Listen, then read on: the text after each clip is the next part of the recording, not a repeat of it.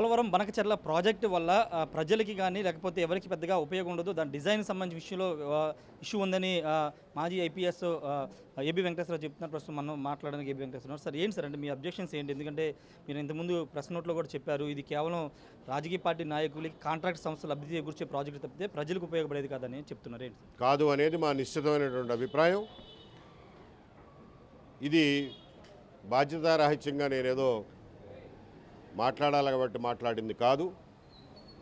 Polavaram Banakacherla project మీద ఎక్స్పర్ట్లతో, సాగునీటి రంగంలో దశాబ్దాల పాటు పనిచేసినటువంటి నిపుణులతో, ఏ రకమైన రాజకీయ ఇంట్రెస్ట్లు లేని న్యూట్రల్ ఎక్స్పర్ట్స్తో, మేధావులతో ఒక రోజంతా చర్చించిన తర్వాత, అన్ని విషయాలు కూలంకషంగా అర్థం చేసుకున్న తర్వాత ఎంతో బాధ్యతగా నేను ఈ మాట చెప్తున్నాను.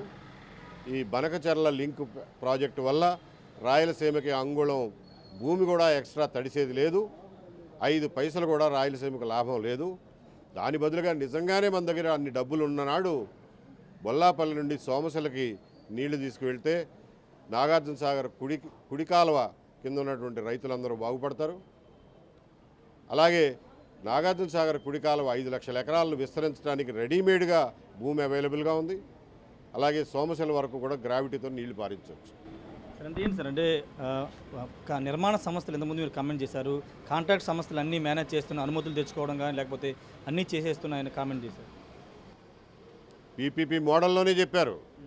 అనుమతులు తెచ్చుకోవడంలోనూ, ఫైనాన్స్ రైజ్ చేయడంలోనూ కూడా కాంట్రాక్ట్ సంస్థ పాత్ర ఉంటుంది అని చెప్పి. ఇదేం పద్ధతి అని అడుగుతున్నాం. కాంట్రాక్ట్ సంస్థకి ఏమి సంబంధం నిధులు సమీకరణకి? కాంట్రాక్ట్ సంస్థకి ఏమి సంబంధం అనుమతులు ఇవ్వడానికి? అనుమతులు ఉన్న చట్టాలు, రూల్స్ వాటి ప్రాతిపదిక మీద ఇస్తారా, లేకపోతే కాంట్రాక్టింగ్ సంస్థ అడిగిందని ఇస్తారా? ఇది అసలు పద్ధతే కాదు. అసలు ఈ ఈపీసీ అనే మోడల్నే ఏ ఇంజనీరింగ్ రంగంలో అయినా సరే నిపుణులు వ్యతిరేకిస్తారు. ఎందుకంటే కాంట్రాక్టరే డిజైన్ చేసి తీసుకొస్తాడు. ఆయనే ఇంజనీరింగు, ప్రొక్యూర్మెంటు, కన్స్ట్రక్షను, ఎగ్జిక్యూషన్ అన్నీ ఆయనే. దానిలో పోటీతత్వం ఎక్కడుంది, పారదర్శకత ఎలా ఉంది అనేది సమస్య. అదే కాళేశ్వరం ఆల్రెడీ మెగా ఇంజనీర్ మీద పెద్ద ఎత్తున అవినీతి ఆరోపణలు వచ్చాయి. డ్యాము నిర్మాణంలో కూడా లోపాలు ఉన్నాయని ఆరోపణలు వచ్చాయి. ఇప్పుడు పోలవరం గత 2019-20 మధ్య కూడా పోలవరాన్ని మెగాకే కంపెనీకి కట్టబెట్టారు. ఈ నేపథ్యంలో మళ్ళీ వాళ్ళకి ఇవ్వడానికి గల కారణం ఏంటనుకుంటున్నారు? కాళేశ్వరంలో మెగా కంపెనీ మీద ఏం ఆరోపణలు వచ్చినాయో నాకు తెలియదు.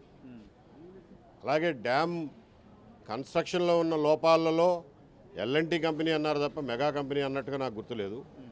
కొన్ని భాగాలు వీళ్ళు, కొన్ని భాగాలు వాళ్ళు చేసి ఉండొచ్చు. దాని మీద జ్యుడిషియల్ ఎంక్వైరీ నడుస్తుంది, అది నడుస్తుందిలేండి. కాళేశ్వరం ప్రాజెక్టులో మెగా ఇంజనీరింగ్ కంపెనీ చాలా పెద్ద ఎత్తున పనులు చేపట్టి ఆ తర్వాత ఆ ప్రాజెక్ట్ కంప్లీట్ అయిపోయిన తర్వాత ఆ ఎక్విప్మెంట్ అంతా ఖాళీగా పడి ఉండడం వల్ల ఈ కొత్త ప్రాజెక్టుకి వాళ్ళు రూపకల్పన చేసి అప్పట్లో జగన్మోహన్ రెడ్డి గారి దగ్గరికి తీసుకెళ్లి వారిని అంగీకరింప చేసి ఉండొచ్చు. బట్ మన సమస్యల్లో ప్రజల సమస్య ఏమిటయా అని అంటే, పనికిరాని ఒక గుదిబండ ప్రాజెక్టుని మా మెడలో పడేస్తున్నారు అనేది ప్రజల సమస్య. అంతే తప్ప ఇందులో ఎవడు బాగుపడుతున్నాడు, కాంట్రాక్ట్ సంస్థ ఎవడు అనేది ముఖ్యం కాదు. అంటే సాగునీటి రంగ నిపుణులు కానీ లేకపోతే మేధావుల అభిప్రాయాలు తీసుకోకుండా ప్రాజెక్టుకి రాష్ట్ర ప్రభుత్వం ముందుకు వెళితే ఏం చేయబోతున్నారు? రాష్ట్ర ప్రభుత్వానికి తెలియజేయడానికి ముఖ్యమంత్రి గారికి ఒక ఉత్తరం డ్రాఫ్ట్ చేశారు. వీళ్ళందరూ కలిసి ఆ ఉత్తరం పంపిస్తాం, వారి అపాయింట్మెంట్ అడుగుతాం, ఆయన కలుస్తానంటే కలిసి ఎక్స్ప్లెయిన్ చేస్తాం. లేదు మాకు అన్నీ తెలుసు, మిమ్మల్ని కలవక్కర్లేదు అనుకుంటే ప్రజల్లోకి తీసుకెళ్తాం. అల్టిమేట్లీ ఇది ప్రజల డబ్బు. ప్రజలే దాన్ని ఎలా ముందుకు తీసుకెళ్లాలో నిర్ణయించుకుంటారు. ఫైనల్గా తెలంగాణలో బీఆర్ఎస్ ఈ ప్రాజెక్ట్ గురించి వ్యతిరేకిస్తూ మాట్లాడుతుంది. కానీ ఆంధ్రప్రదేశ్లో వైసీపీ మాత్రం ఇప్పటివరకు మాజీ మంత్రులు కానీ, ఆ ఇరిగేషన్ మంత్రులు కానీ ఎవరూ స్పందించబడని ఎలా చూస్తారు? స్పందించారు. ఆయన సన్నాయి నొక్కులు అంటారు చూడండి, అవి నొక్కారు. ఏం చెప్పారు జగన్మోహన్ రెడ్డి గారు? ముందు పోలవరం, తర్వాత బనకచెర్ల, ముందు పోలవరం కట్టండి, బనకచెర్ల తర్వాత చూసుకుందాం అంటున్నారు. అంటే ఏంటి మాట? అరే నేను తీసుకొచ్చిన ప్రాజెక్టు నువ్వెవడు ఇంప్లిమెంట్ చేయడానికి? నేను మళ్ళీ అధికారంలోకి వచ్చినాడు నేనే ఇంప్లిమెంట్ చేస్తా, ఆగు అని అంటున్నాడు ఆయన. అంతే తప్ప ఈ ప్రాజెక్టు వద్దంటలా, దీంట్లో ఈ లోపాలు ఉన్నాయో ఇంకొకటి ఉన్నాయో అని దాని గురించి మంచి చెడులే మాట్లాడడంలా. కాబట్టి ప్రాజెక్టుతో కానీ కాంట్రాక్టింగ్ సంస్థతో కానీ ఆయనకి ఏం పేచీ లేదు. కాబట్టి తన హయాంలో జరగలేదు అన్న బాధ ఒకటే ఆయనకు ఉంది.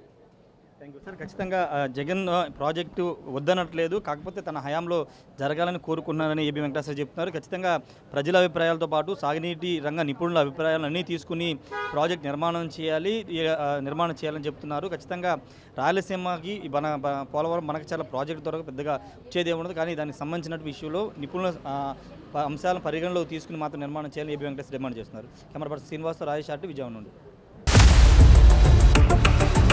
For latest updates on India Pakistan, download our TV Live app